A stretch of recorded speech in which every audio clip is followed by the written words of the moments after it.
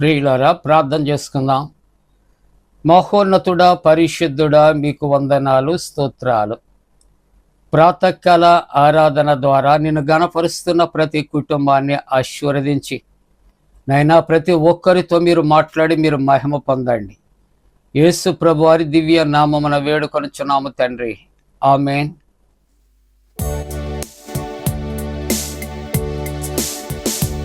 యేసు నీవే కావాలయ్యా, నాతో కూడా రావాలయ్యా.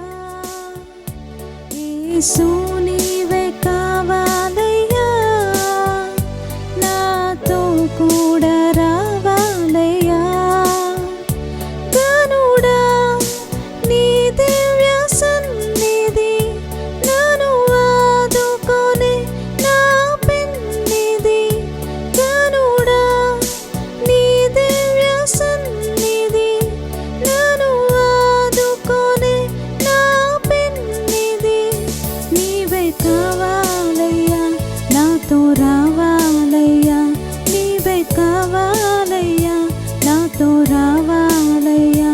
యేసు నీవే కావాలయ్యా, నాతో కూడా రావాలయ్యా. యేసు నీవే కావాలయ్యా, నాతో కూడా రావాలయ్యా.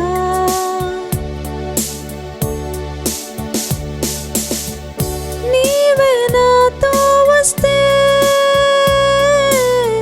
దిగులు నాకుండదు. నీవే నాతో వస్తే దిగులు నాకుండదు. నీవే ఆజ్ఞాపిస్తే తెగులు నన్నంటదు. నీవే ఆజ్ఞాపిస్తే తెగులు నన్నంటదు. నీవే కావాలయ్యా, నాతో రావాలయ్యా. నీవే కావాలయ్యా, నాతో రావాలయ్యా. యేసు నీవే కావాలయ్యా, నాతో కూడా రావాలయ్యా. యేసు నీవే కావాలయ్యా, నాతో కూడా రావాలయ్యా.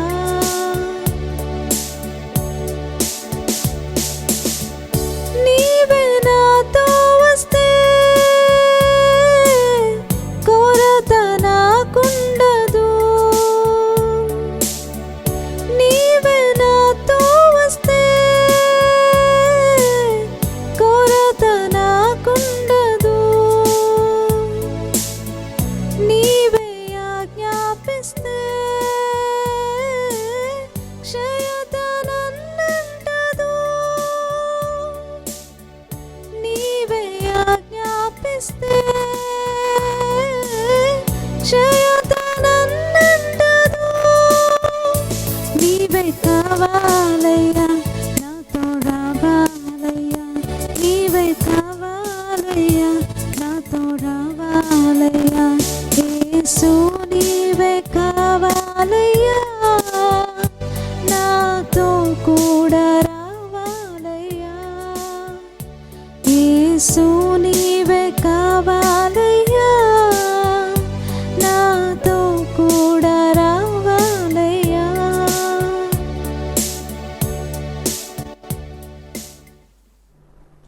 ప్రియులారా, ప్రభు పేరట మీకు శుభాలు.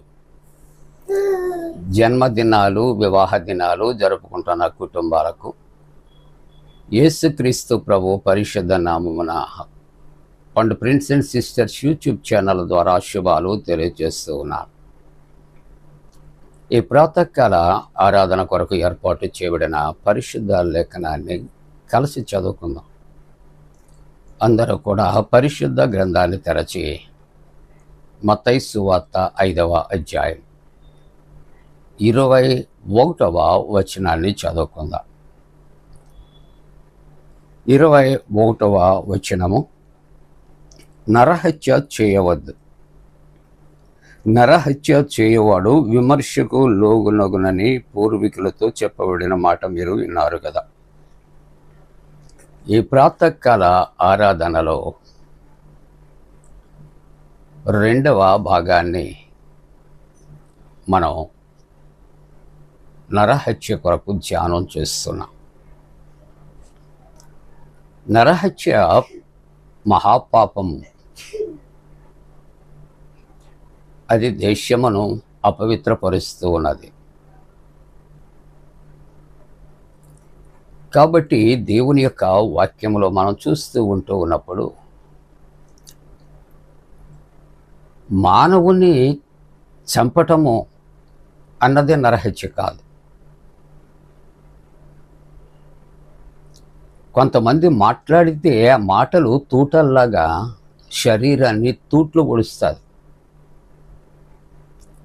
రక్తము రాదు, గాయము కనపడదు,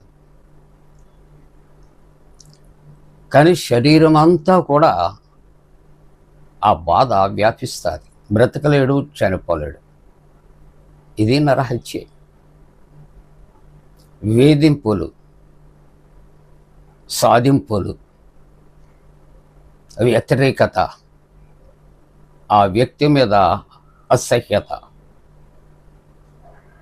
ఇవన్నీ కూడా నరహత్యతో సమానమే. అందుకనే ప్రభు అంటున్నాడు, నరహత్య చేయవాడు విమర్శకుల్లోనగును. నేను చేసేది ఎదుటి వ్యక్తి విషయంలో ఎవరికి తెలియదు అని ఒకవేళ మనం అనుకుంటూ ఉన్నామేమో. దేవుని యొక్క కన్నులట ఎప్పుడు లోకమంతా సంచారం చేస్తున్నాయి. ఆయన ప్రతిదానిని నిదానించి చూస్తూ ఉన్నాడు. ఆయనకున్నటువంటి ఒక టైటిల్ చూచుచున్నటువంటి దేవుడు. కాబట్టి దేవుని యొక్క ఆత్మను మనము వేదనకు గురి చేస్తే నరహత్యతో సమానం. లోకస్తులు అంటారు, కనీసం పిల్లిని చంపితే పంచపాపాలు వస్తాయంటారు. మరి దేవుని స్వరూపమైన మానవుని చంపితే ఇంకెంత పాపం? ఆ పాపము వలన నువ్వు పొందుకునేది ఏంటో తెలుసా? మరణము. మరల ఏ కొలత కొలుస్తావో అదే కొలత మనకు కొలవబడుతున్నది. పరిశుద్ధ గ్రంథంలో అనేక మంది హత్య చేయబడిన వారు. కాబట్టి ప్రభు అంటున్నాడు, నరహత్య చేయవద్దు అని చెప్పి ఇక్కడ 5వ కీర్తన 6వ వచనములో కపటము చూపి నరహత్య జరిగించేవాడు యెహోవాకు అసహ్యులు. మనస్సులో భయంకరమైనటువంటి కపటాన్ని హృదయములో ఉంచుకొని ఏమీ ఎరగనట్లు ఎదుటి వ్యక్తితో కలిసి మెలిసి ప్రేమను నటిస్తూ మోసము చేసి హత్య చేయటం అనేది నేరము, నరహత్య. అందుకని దేవుని వాక్యం కపటము చూపి నరహత్య జరిగించేవాడు యెహోవాకు అసహ్యులు. యెహోవాకు అసహ్యమైనవి 6 గలవు అంటాడు. ఇక్కడ కపటమైనటువంటి మనస్సు కూడా దేవునికి అసహ్యమే. ఎదుటి వ్యక్తి పట్ల నువ్వు కపట మనస్సు కలిగి ఉన్నావు, కపటమైన ఉద్దేశాలు కలిగి ఉన్నావు, దురుద్దేశాలు కలిగి ఉన్నావు, అపవిత్రమైన ఉద్దేశాలు కలిగి ఉన్నావు. చివరకు తన మీద ప్రేమ చూపి విషయాన్ని కక్కుతూ ఉన్నావు. ప్రియా దేవుని బిడ్డలారా, అందుకనే గతంలో దేవుని వాక్యము కూడా అంటుంది, సర్పములారా, సర్ప సంతానమా, మానవుని శాస్త్రులను పరిచయులను సర్పములతో సర్ప సంతానముతో పోల్చారు. కాబట్టి ఇక్కడ దేవుని యొక్క వాక్యము, కపటము చూపి నరహత్య జరిగించువాడు యెహోవాకు అసహ్యులు అని సామెతల గ్రంథములో 1వ అధ్యాయములో 16వ వచనాన్ని చూస్తూ ఉంటున్నప్పుడు, నరహత్య చేయుటకై వారు త్వరపడుచుందురు.